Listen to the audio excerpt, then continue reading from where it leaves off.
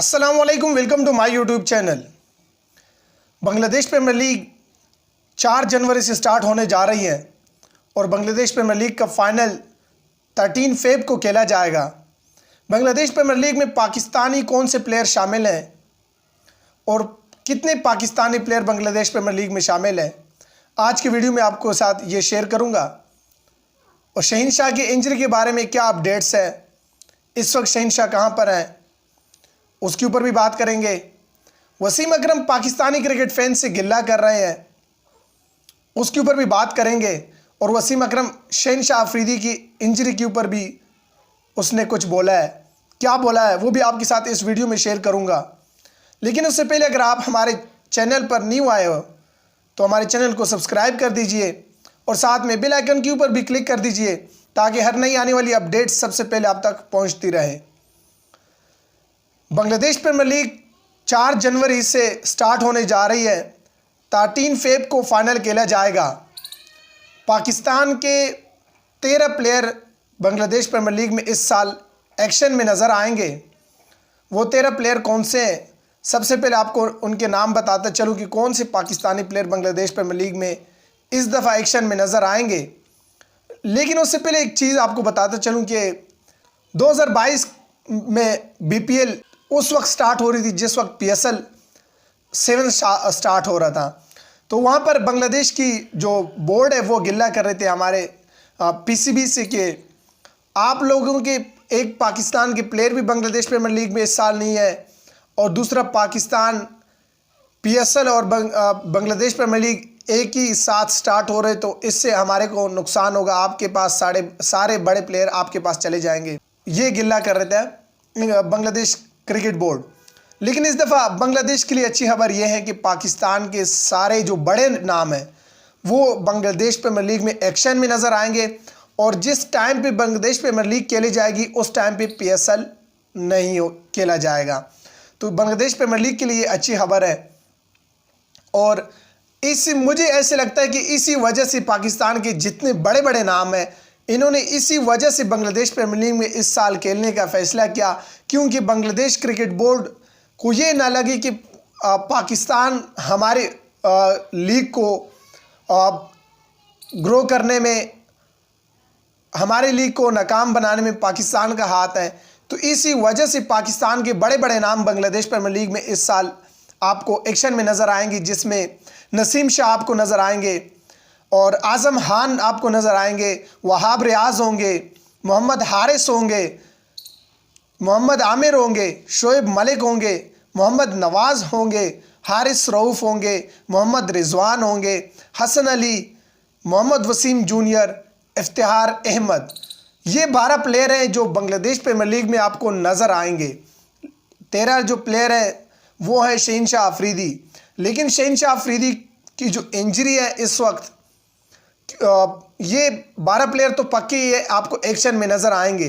शहीनशाह की इंजरी की वजह से शायद वो एक्शन में नज़र नहीं आ जाए, लेकिन शहीनशाह को पिक किया गया है। ये नहीं है कि शहीनशाह को पिक नहीं किया गया है, शहीनशाह को पिक किया गया है और जैसे वो फिट होते तो बांग्लादेश प्रीमियर लीग में आपको नज़र आएंगे।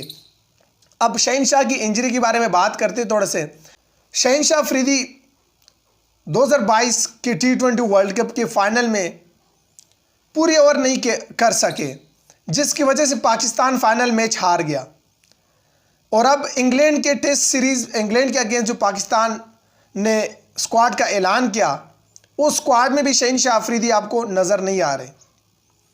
और इस वक्त अगर मैं बताता चलूँ आपको तो शहीनशाह अफरीदी इस वक्त हॉस्पिटल में है और उसके बावजूद शहीनशाह अफरीदी ने बांग्लादेश प्रीमियर लीग खेलने का फैसला किया। PCB ने NOC भी दे दी। क्यों? शहीनशाह को खुद क्यों समझ नहीं आ रहा। देखिए, शहीनशाह भी हॉस्पिटल में है, उसकी कोई पता नहीं है कि इंजरी से पूरे फिट होंगे। वर्ल्ड कप में भी पूरी तरह फिट नहीं थे और अब पूरी तरह फिट ही नहीं है, हॉस्पिटल में, उसके बावजूद जाके बांग्लादेश प्रीमियर लीग खेलने का फैसला किया। अपने साथ जुल्म कर रहे शहीनशाह अफरीदी। शोएब अख्तर भी इसी तरह से थे। वो जब उसको इंजरी होती थी तो वो इंजेक्शन लगा के मैच के दौरान मुझे दर्द ना हो और मुझे महसूस ना हो कि मुझे इंजरी हुई है, और उसके बाद आपने देखा कि शोएब अख्तर का जो कैरियर था वो बहुत छोटा सा था। शोएब अख्तर जैसे फास्ट बॉलर को बहुत अरसे से हमने खेलते हुए नहीं देखा है, और शोएब अख्तर जैसे फास्ट बॉलर को हमने गंवाया।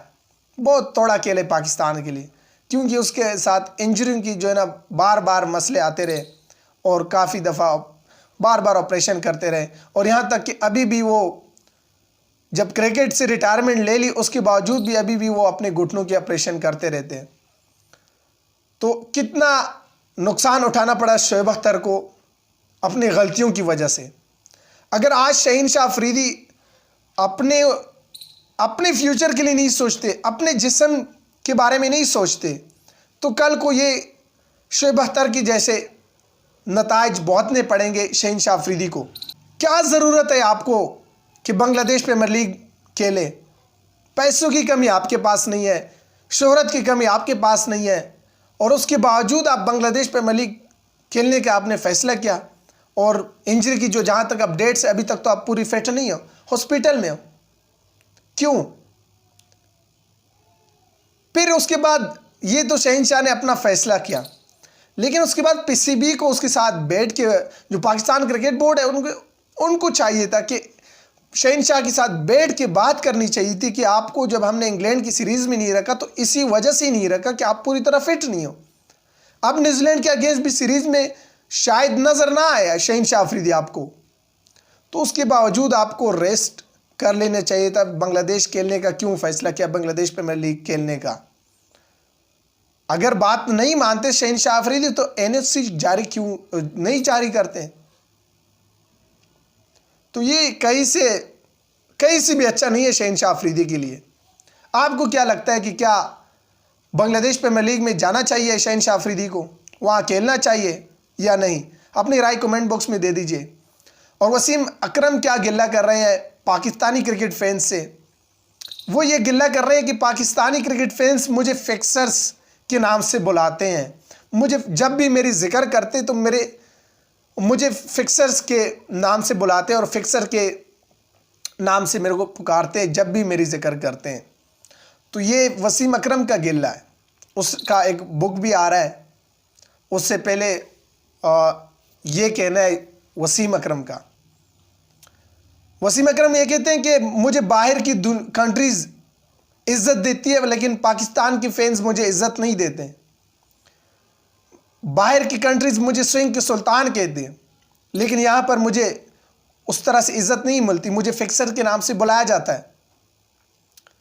एक ज़माना था कि बुलाया जाता था, लेकिन अब इस वक्त तो 1-2 साल हो गए, इतनी तनकीद नहीं हुई वसीम अकरम के ऊपर। ये तो उसको उस टाइम कहना चाहिए था, अगर ये कहना भी था उसको। मुझे तो नहीं लग रहा कि इस वक्त कोई उसको फिक्सर्स के नाम से बुला रहा होगा, या फिक्सर के नाम से सोशल मीडिया के ऊपर उसके खिलाफ पोस्टें कर रहा होगा। एक ज़माना था जिसमें उसको बुलाया जाता था और उस टाइम बनता था, लेकिन अब गुजर गया वो वक्त और ना सबूत साबित हुए इसके ऊपर। तो उसके बाद अब पाकिस्तानी जो अभी न्यू जनरेशन आई है, तो इनको इस हिस्ट्री के बारे में इतनी नॉलेज भी नहीं होगी, वो और ना ये बुलाते हैं इस तरह की, और इज़्ज़त देते वसीम अकरम को कि हमारे लेजेंड है, स्विंग के सुल्तान है वसीम अकरम और वकार यूनुस। वकार यूनुस की बॉलिंग की तो हमेशा तारीफ़ें सुनी है वसीम अकरम की भी, लेकिन वकार यूनुस की कोचिंग की जब कोचिंग शुरू की, अब कोचिंग में पाकिस्तानी फैंस उसके ऊपर तनकीद करते कि एक अच्छा कोच नहीं है। और वो हमारे जो क्रिकेट स्टार हैं वो भी यही कहते हैं कि वकार यूनुस एक अच्छा कोच नहीं है, एक अच्छा बॉलर, एक अच्छे बॉलर थे। आपको क्या लगता है कि अब भी क्या वसीम अकरम को लोग फिक्सर के नाम से बुलाते हैं?